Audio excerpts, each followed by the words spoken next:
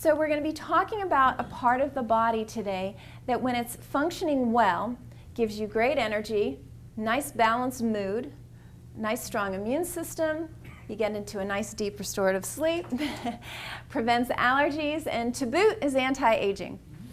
So not to ask a silly question, but would you like to take good care of that part of your body that does all those wonderful things for you, or would you like to beat it senseless? Right? Okay, we want to care for it, don't we?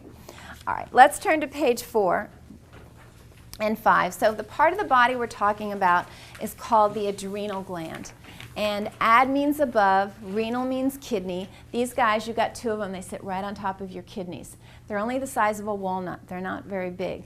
But they are multitaskers extraordinaire, and you're about to find that out. Now, you may not have even known you had adrenal glands, let alone where they were. No embarrassment there. Most people don't, even though you've heard of one of the major things they produce, adrenaline. So if I ask the room, have you heard of adrenaline? Oh yeah, I've heard of that. Who makes adrenaline? I don't know, who makes it? So the adrenal glands do that as well as many other things. So let's go through this list and kind of see when they're not functioning as well as they should, what symptoms might you expect. So of course, if they're stressed, they're not making enough adrenaline, so fatigue is number 1. In other words, you need that energy and the body can't quite keep up with it. They're also very tied into the immune system, which you might have experienced when you've had a period of a lot of stress, a big push for a project or something like that, and finally it ended and you went, oh, good, we're done. You had that letdown, and then you got sick. Has anybody experienced that? It's very interesting. It's like these adrenal glands are like the little engine that could, like no matter what, keep you going, keep you going, keep you going. And then, but they do need a break. And so you'd have that letdown, and then some opportunistic organism gets in there, and you get a bacterial infection, virus, something like that. Low blood sugar. We're going to come back to low blood sugar, sugar cravings, weight gain. So we'll come back to that. The adrenal glands are part of what's called your endocrine system.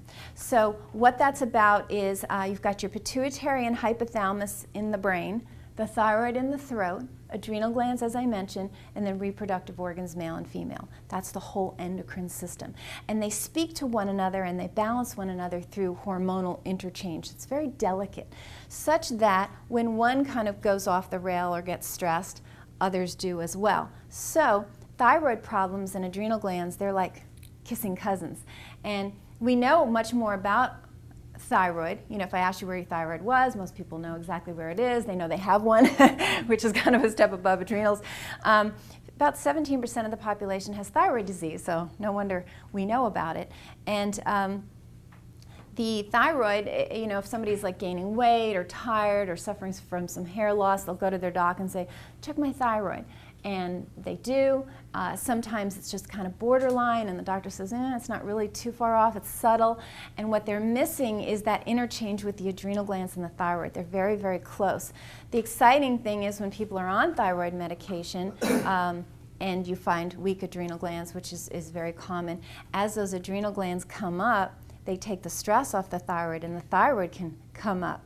So sometimes people are on thyroid medication, and if you have too much thyroid medication, you can get heart palpitations, you can feel a little anxious and nervous. So we always warn our patients, as this normalizes, you might very well need less thyroid medication, and we warn them what those symptoms are, and they're like, okay, I'm feeling, and that's actually a good sign. It doesn't feel like it when you're experiencing it, but it just actually means you need less medication, and some people come off it altogether. So it's very cool to kind of balance all these guys out.